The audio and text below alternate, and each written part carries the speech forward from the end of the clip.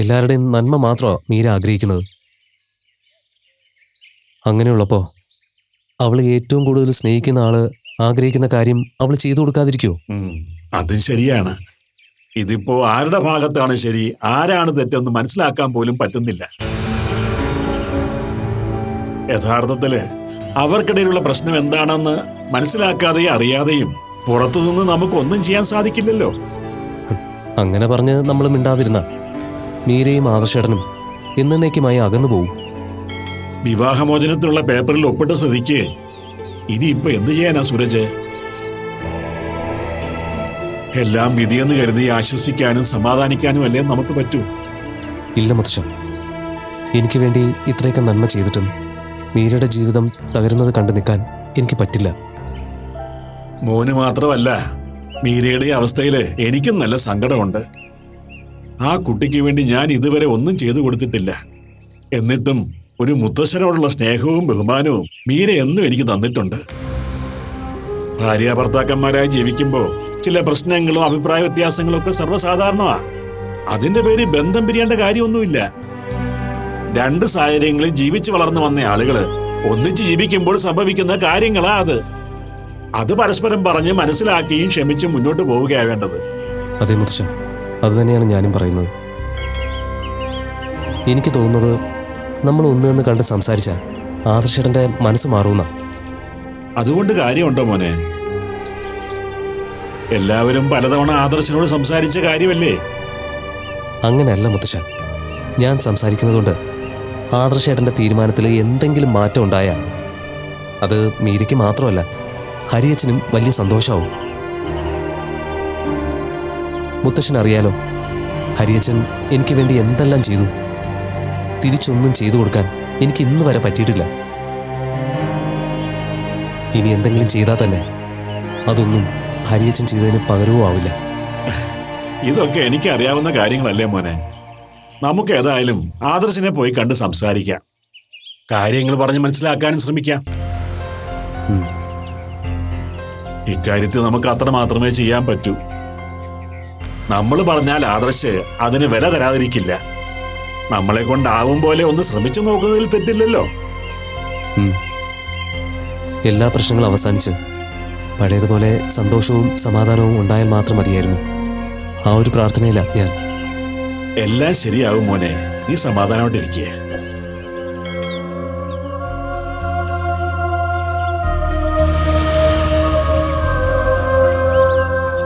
എന്താ അത്യാവശ്യമായിട്ട് കാണണമെന്ന് പറഞ്ഞത്? ആദർശന് തിരക്കായിരിക്കുമെന്നറിയാം. ഞങ്ങൾക്ക് സംസാരിക്കാനുള്ള കാര്യങ്ങള് വീട്ടിൽ വെച്ചോ ഓഫീസിൽ വെച്ചോ സംസാരിച്ചാ ശരിയാകുമെന്ന് തോന്നിയില്ല. അതാ ഇങ്ങോട്ട് വരാൻ പറഞ്ഞത്. തിരക്കായിരുന്നു എന്നത് ശരി തന്നെയാണ്. പക്ഷേ നിങ്ങൾക്ക് എന്നോട് സംസാരിക്കണമെന്ന് പറഞ്ഞാൽ അതിനുള്ള സമയം ഉണ്ടാക്കാതിരിക്കാൻ പറ്റില്ലല്ലോ. താങ്ക്സ് ആദർശേട്ടാ. ഞങ്ങൾക്ക് പറയാനുള്ളത് എന്തായിരിക്കുമെന്ന് ആദർശേട്ടന് മനസ്സിലായിട്ടുണ്ടായിരിക്കുമല്ലോ. ഇല്ല,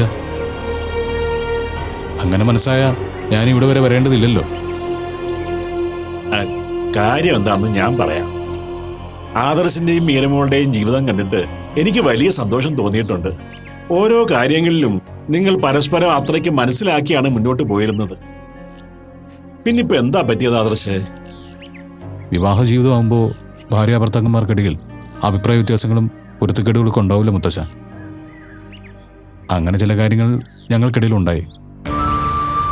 പരസ്പരം ഒത്തുപോകില്ലെന്ന് തോന്നിയപ്പോൾ പിരിയാന്ന് തീരുമാനിച്ചു.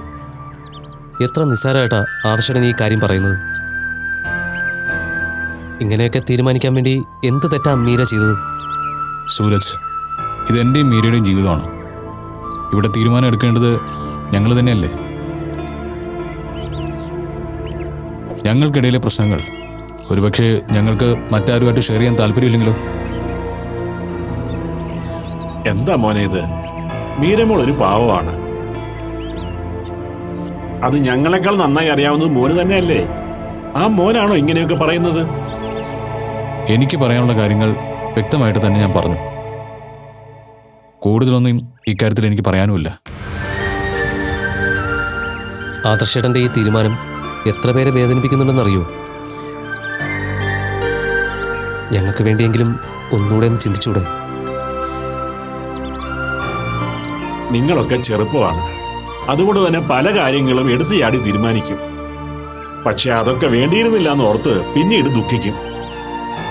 സൂരജും മുത്തശ്ശനും സംസാരിക്കുന്നത് എന്നോടും മീരയോടുമുള്ള സ്നേഹം കൊണ്ടാണെന്ന് എനിക്ക് മനസ്സിലാവുന്നുണ്ട്.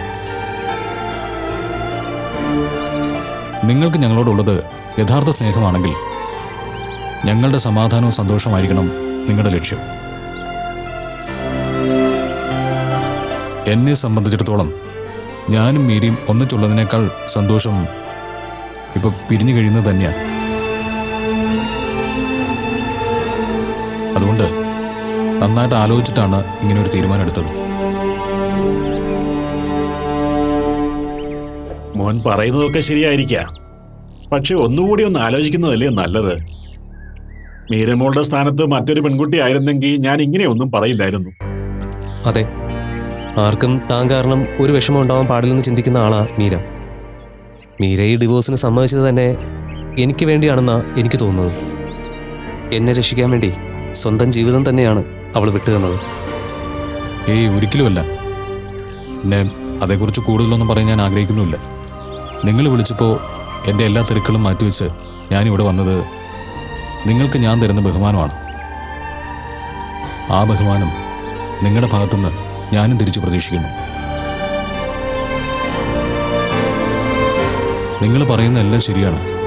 മീര എനിക്ക് വേണ്ടി ഒരുപാട് കഷ്ടപ്പെട്ടിട്ടുണ്ട്. എന്നെ രക്ഷിക്കാൻ വേണ്ടി പലതും ചെയ്തിട്ടുമുണ്ട്. അതെല്ലാം ഞാനും അംഗീകരിക്കുന്ന സത്യങ്ങൾ തന്നെയാണ്.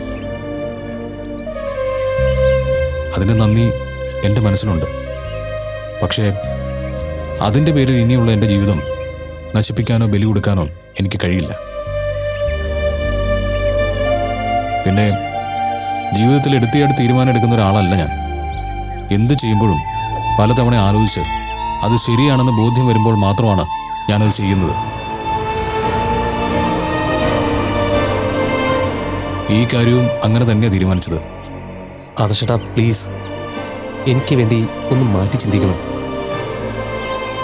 നിങ്ങൾക്കിടയിൽ എന്തോ വലിയ തെറ്റിദ്ധാരണ വന്നതാ. സാവകാശം അതങ്ങ് മാറും. അതിനുള്ള സമയം കൊടുത്താൽ മാത്രം മതി. തൽക്കാലം സൂരജ് ഇതൊക്കെ മനസ്സിൽ നിന്ന് കളയും. ഒരു വലിയ അപകടത്തിൽ നിന്ന് രക്ഷപ്പെട്ടു വന്നതല്ലേ, അതോർത്ത് സന്തോഷിച്ചിട്ട് സമാധാനമായിട്ടിരിക്കും. പിന്നെ എനിക്ക് കുറച്ച് തിരക്കുണ്ട്, അതുകൊണ്ട് ഞാൻ പോവാ. ബാക്കി കാര്യങ്ങളൊക്കെ നമുക്ക് പിന്നീട് സംസാരിക്കാം. മോനെ, അത് പിന്നെ ഞാൻ പറഞ്ഞല്ലോ, ഈ കാര്യത്തിൽ ഇനി ഒരു സംസാരം വേണ്ട. ഞാൻ പോകുന്നു.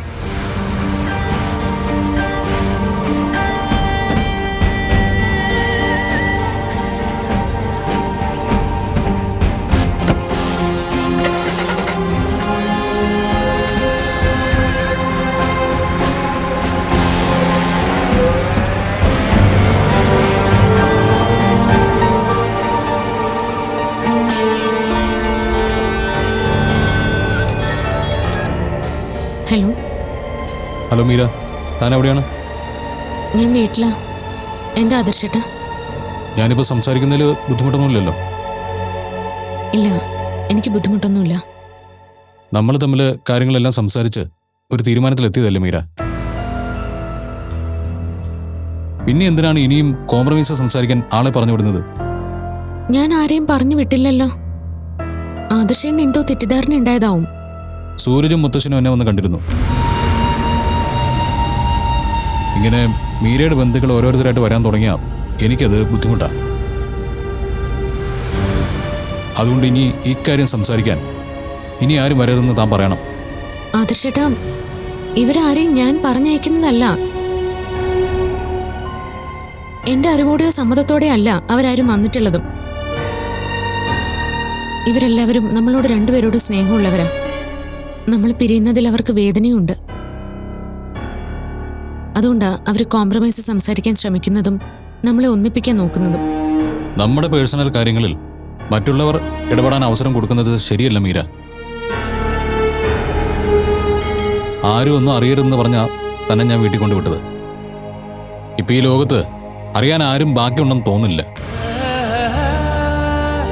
അത് തന്നോട് ചോദിച്ചാൽ തനിക്കൊന്നും അറിയില്ലെന്നും താൻ ആരോടും പറഞ്ഞിട്ടില്ല എന്നും പറയും. എല്ലാവർക്കും എല്ലാം മനസ്സിലാവും ആദർശേട്ടാ. നമ്മുടെ പെരുമാറ്റം ആ രീതിയിലാവുമ്പോഴാണ് മറ്റുള്ളവർ പലതും മനസ്സിലാക്കുന്നത്.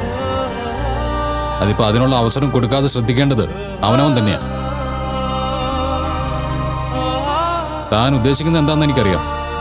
തന്നെ ആരും ഒന്നിനും കുറ്റം പറയരുത്, എല്ലാം എന്റെ കുറ്റം മാത്രമാണ്, അതല്ലേ? അങ്ങനെയൊന്നും ഞാൻ ചിന്തിച്ചിട്ട് പോലുമില്ല. താൻ അത്ര ബുദ്ധിയില്ലാത്ത ആളൊന്നും അല്ലല്ലോ. തന്റെ മനസ്സിൽ എന്താണെന്ന് എനിക്ക് മനസ്സിലാവും. പക്ഷെ മീര, ഇനി ആരൊക്കെ വന്ന് എന്തൊക്കെ സംസാരിച്ചാലും എന്റെ തീരുമാനങ്ങൾ മാറാൻ പോകുന്നില്ല. ഞാൻ പറഞ്ഞല്ലോ ആദർശേട്ടാ, ഞാൻ മനസ്സാ വാച അറിയാത്ത കാര്യങ്ങളാ ആദർശൻ നീ പറയുന്നത്. ശരി, സമ്മതിച്ചു. തനിക്കൊന്നും അറിയില്ല. പക്ഷേ ഇനി മറ്റുള്ളവരെ ഒന്നും അറിയിക്കുകയും വേണ്ട, എൻ്റെ അടുത്തേക്ക് വിടുകയും വേണ്ട. അപ്പൊ ശരി, എനിക്കിനി വേറൊന്നും പറയാനില്ല.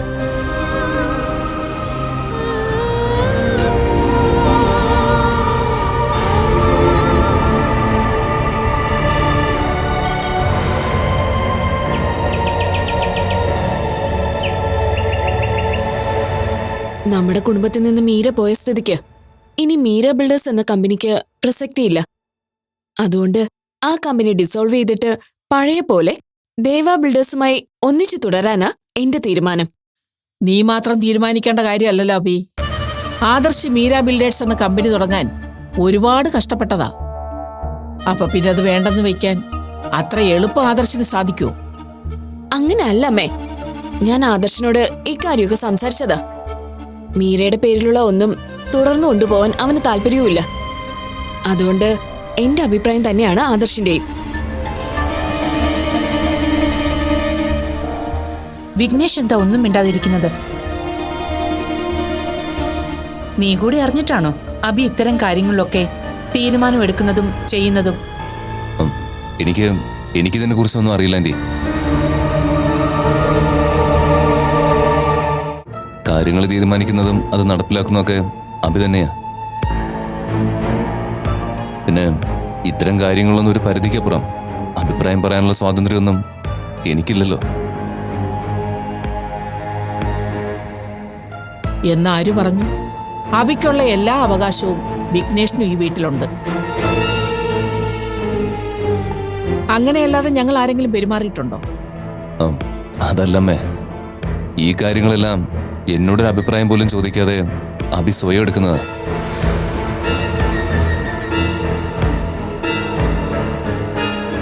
ആർക്കും ദോഷം വരുന്ന കാര്യമൊന്നും അല്ലല്ലോ ഞാൻ തീരുമാനിച്ചത്. ദേവ ബിൽഡേഴ്സ് വിൽക്കരുതെന്നും നന്നായി മുന്നോട്ട് കൊണ്ടുപോകണമെന്നും ആഗ്രഹിച്ചത് അമ്മയും ആന്റിയും തന്നെയല്ലേ? ദേവ ബിൽഡേഴ്സ് പഴയതുപോലെ ആകുന്നതിൽ ഞങ്ങൾക്ക് സന്തോഷം തന്നെയാ. പക്ഷേ ഇങ്ങനൊരു തീരുമാനം പെട്ടെന്ന് അബി എടുത്തതില്ല ഞങ്ങളുടെ ആശങ്ക. നിങ്ങൾ രണ്ടുപേരുടെയും മാനസികാവസ്ഥ എനിക്ക് മനസ്സിലാവും. അന്ന് മീരയോടുള്ള ദേഷ്യം കൊണ്ട് തന്നെയാ കമ്പനി രണ്ടാക്കണമെന്നും എനിക്ക് എന്റേതായ രീതിയിൽ കമ്പനി നോക്കി നടത്തണമെന്നും ഞാൻ വാശി പിടിച്ചത്. പക്ഷേ ആദർശിന്റെ ഇപ്പോഴത്തെ അവസ്ഥയെക്കുറിച്ച് ഓർത്തപ്പോ എന്റെ തീരുമാനം തിരുത്തണമെന്ന് തോന്നി. ഒരു രീതിയിലും ആദർശ് മീരയുമായി ഒരുമിച്ച് പോവില്ലെന്ന് എനിക്ക് ഉറപ്പാണ്. ആ സ്ഥിതിക്ക് അവളുടെ പേരിൽ തുടങ്ങിയ കമ്പനിയിൽ ജോലി ചെയ്യുമ്പോൾ അവന് എത്രമാത്രം മാനസിക സംഘർഷം ഉണ്ടാവും. അത് മനസ്സിലാക്കേണ്ടത് ഒരു ചേച്ചി എന്ന നിലയിൽ എന്റെ കടമയല്ലേ? ഒരു ചേച്ചിക്ക് ചില കടമകളും ഉത്തരവാദിത്തങ്ങളും ഉണ്ടെന്ന് ഇപ്പോഴെങ്കിലും അബിക്ക് ബോധ്യമായല്ലോ. ഭാഗ്യം. അതെന്താ ആന്റി അങ്ങനെ പറഞ്ഞത്? മീര ഈ വീട്ടിലേക്ക് വരുന്നതിന് മുമ്പ് ഞാനും ആദർശും എങ്ങനെയായിരുന്നു എന്ന് നിങ്ങൾക്ക് എല്ലാവർക്കും അറിയാവുന്നതല്ലേ?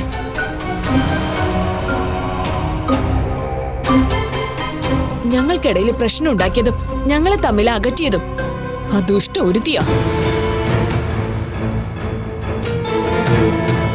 വൈകിയായാലും ആദർശന് കാര്യങ്ങളെല്ലാം ബോധ്യമായി.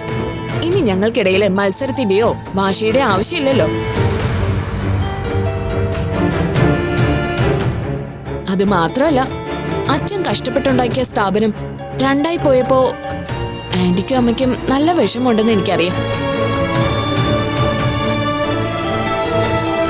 ഇനിയും നിങ്ങളെ വിഷമിപ്പിക്കാൻ എനിക്ക് മനസ്സില്ല. ഈ ബോധം നിനക്ക് മുമ്പേ ഉണ്ടായിരുന്നെങ്കിലേ ഇത്രയും പ്രശ്നങ്ങളൊന്നും ഈ വീട്ടിൽ ഉണ്ടാവില്ലായിരുന്നല്ലോ. അതെ, പലതവണ പല രീതിയിൽ ഇങ്ങനെ ഒരു കാര്യം ചെയ്യരുതെന്ന് നിന്നോട് ഞാൻ പറഞ്ഞതാ. അന്നൊന്നും അമ്മയുടെ വിഷമം മോക്ക് മനസ്സിലായില്ലായിരുന്നു. കണ്ടോ, ഒരു നല്ല കാര്യം ചെയ്താലും എല്ലാവരും കുറ്റം മാത്രമേ കാണൂ. നല്ലത് ആര് ചെയ്താലും അത് അംഗീകരിക്കാൻ എനിക്കൊരു മടിയുമില്ല. കമ്പനിയെ ഒന്നാക്കാൻ നീ തീരുമാനിച്ചത് നല്ല കാര്യം തന്നെയാ. അത് പക്ഷേ മീര ഇവിടുന്ന് പോയതുകൊണ്ട് അവളോടുള്ള മത്സരം അവസാനിപ്പിച്ചതല്ലേന്നാ എന്റെ സംശയം. മീരയെ തോൽപ്പിക്കാനും അവളോട് വഴക്കടിക്കാനും വേണ്ടിയാ അബി അന്ന് കമ്പനി വേണോന്ന് വാശി കാണിച്ചത്. അല്ലാതെ കമ്പനിക്ക് വേണ്ടി കഷ്ടപ്പെടാനോ പണിയെടുക്കാനോ ഒന്നും നിനക്ക് കഴിയില്ല എന്ന് എനിക്ക് നന്നായിട്ട് അറിയാമായിരുന്നു. അതല്ലേ സത്യം. ആന്റി എന്നോട് എന്തോ ദേഷ്യം മനസ്സിൽ വെച്ചാ സംസാരിക്കുന്നത്. മീരയോട് എനിക്കുള്ള ദേഷ്യവും വെറുപ്പും മറച്ചു വെക്കാതെ ഞാൻ എല്ലാവരോടും പറഞ്ഞത്. അങ്ങനെ എനിക്ക് ദേഷ്യം തോന്നിയെങ്കിൽ അതിന് അതിൻ്റെതായ കാരണം ഉണ്ടായിരുന്നു. ആദർശിനത് മനസ്സിലായി. വൈകാതെ ആന്റിക്കും അത് മനസ്സിലാവും.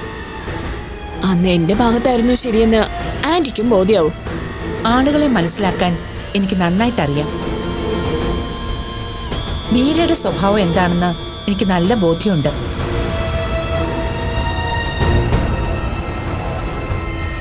അവളുടെ കാര്യത്തിൽ എനിക്ക് തെറ്റിയിട്ടേയില്ല. അതുപോലെ തന്നെയാ അബിയുടെ കാര്യവും.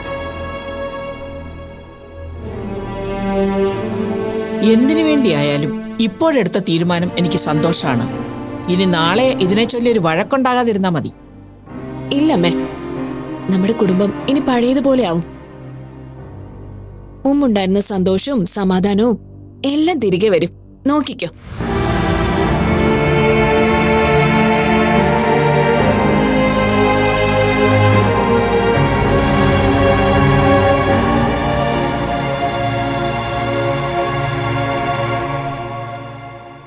ഞാനും മുത്തശ്ശന് സംസാരിച്ചപ്പോൾ ആദർശേട്ടൻ അങ്ങനെ ഇറിറ്റേറ്റഡ് ആവുന്ന ഒരവസ്ഥയുണ്ടെന്ന് തോന്നിയില്ല. പക്ഷേ നിങ്ങൾ ആദർശന്റെ അടുത്തുനിന്ന് പോയ ശേഷം എന്നെ വിളിച്ചു. ഞാൻ ഓരോരുത്തരെയായി ഡിവോഴ്സിന്റെ കാര്യം സംസാരിക്കാനും കോംപ്രമൈസ് ചെയ്യാനും വേണ്ടി ആദർശന്റെ അടുത്തേക്ക് അയക്കുകയാണെന്നും പറഞ്ഞ് എന്നോട് ദേഷ്യപ്പെട്ടു. നിങ്ങളോട് സ്നേഹമുള്ളവരെല്ലാം നിങ്ങൾ പിരിയുന്നത് തടയാൻ സംസാരിക്കാൻ വന്നിരിക്കും. അതിനൊക്കെ ആദർശ് ഇങ്ങനെ സംസാരിച്ചാൽ എന്ത് ചെയ്യും? വിവരവും വിദ്യാഭ്യാസവും കൂടുമ്പോ ആളുകൾക്ക് സാമാന്യ ബോധം നഷ്ടപ്പെടുന്നു എന്ന് തോന്നുന്നു. അല്ലെങ്കിൽ പിന്നെ ഇങ്ങനെയൊക്കെ പറയൂ. ഇവരുടെ ഇടയിൽ പ്രശ്നങ്ങളുണ്ടാക്കി ഈ ഒരു അവസ്ഥ വരെ എത്തിച്ചത് ആരാണെന്ന് എനിക്കറിയാം. അഭിരാമിയുടെ കാര്യമാണോ നീ പറയുന്നത്? അതെ, അതിലെന്താ ഇത്ര സംശയം? മീര വിവാഹം കഴിഞ്ഞ് ആ വീട്ടിൽ കയറിയപ്പോഴേ അഭിരാമി അവിടെ നിന്ന് കെട്ടുകെട്ടിക്കണമായിരുന്നു. എങ്കിൽ മീരയ്ക്കിപ്പോ ഇങ്ങനൊരു അവസ്ഥ ഉണ്ടാവില്ലായിരുന്നു. ഇനി അതൊക്കെ പറഞ്ഞിട്ട് എന്താ കാര്യം? അബിയുടെ വീട്ടിൽ കയറരുതെന്ന് അവളോട് പറയാൻ നമുക്ക് അധികാരമൊന്നും ഇല്ലല്ലോ. നമുക്കാരോടും ദേഷ്യവും വൈരാഗ്യവും ഒന്നുമില്ല. ഇനി ഈ കാര്യം പറഞ്ഞ് ആരും ആദർശന്റെ അടുത്തേക്ക് പോവുകയും വേണ്ട. അല്ലെങ്കിൽ അതിന്റെ പേരിൽ ആദർശ് പറയുന്നതൊക്കെ മീര കേൾക്കേണ്ടി വരും. ഹരിയേട്ടനും മീരയും ഇങ്ങനെ എല്ലാത്തിനും തോറ്റു കൊടുക്കാനും വിട്ടുകൊടുക്കാനും തുടങ്ങിയ എന്ത് ചെയ്യും?